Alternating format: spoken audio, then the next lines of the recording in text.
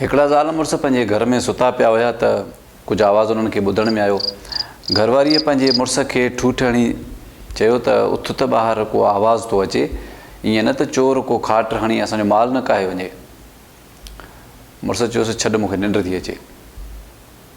आख़िर घरवारी हुनखे चयो त उथ भेणा मतां ईअं न त को लोड़ो लाहे को जो सामान खणी वञनि।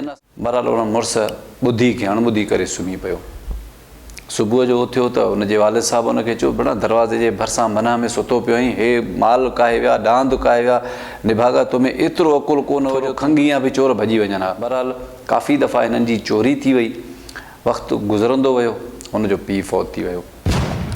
पीउ फौत थी वियो। हिन पंहिंजी अची महिनत शुरू कई, पंहिंजे ॿनीअ ते कमकार या माल मता वठणु, कंहिंखां आधियारो माल वठणु, उन्हनि जी पाल तात करे हू ॾाढो महिनती थी वियो।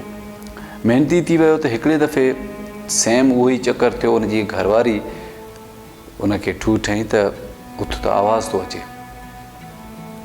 आवाज़ अचे थो। हिन ॾिठो त को चोर आहे, टपी अची ॿकरीअ जे रस्से में हथु विधईं। हिन हमरा फौरन वारो करे उन चोर जे मथां जंप हणी उनखे पकिड़े विधो, उनजे मथां चढ़ी वेठो। चोर चयो भेण ल साह थो कढी, हिन घर में त मां 50 दफ़ा चोरी करे वियो आहियां, कॾहिं त अहिड़ो मसइलो मूंसां थियो ई कोन्हे। उन चयो तॾहिं बाबे जो माल हो, तॾहिं तूं काहे वेंदो आहीं, हाणे हे मुंहिंजी कमाई आहे ऐं मां ठाही आहे, ख़बरदार जो हितां तोखे मां कखु खणण बि ॾियां।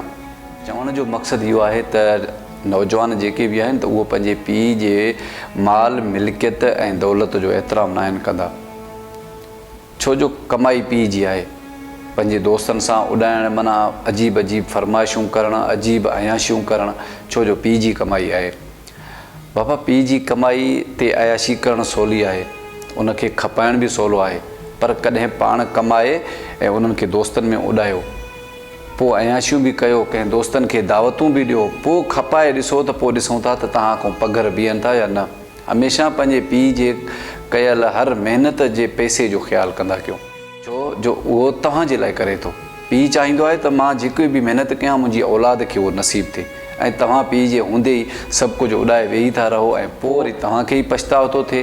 पोइ त तव्हां कट चांहि जो बि कंहिंखे कोन पीआरींदा आहियो, छो जो हाणे मुंहिंजी कमाई आहे। बहितर तरीक़ो इहो आहे त पंहिंजे पीउ जी कमाईअ जो हर वक़्तु ख़्यालु कंदा कयो। पोइ तव्हांजो नसुल जेको तव्हांजा पुट हूंदा उहो तव्हांजी कमाईअ जो ख़्यालु कंदा।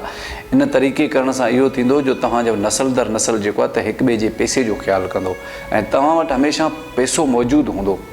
अयाशियूं करणियूं अथव त पंहिंजे पैसे ते करे ॾिसो, पोइ तव्हांखे ख़बर पवंदी त बाबे जो पैसो खपाइणु केॾो सवलो आहे ऐं पंहिंजो पैसो खपाइणु केॾो ॾुखियो आहे। पंहिंजो ख़्यालु रखिजो। अदा निगहबान।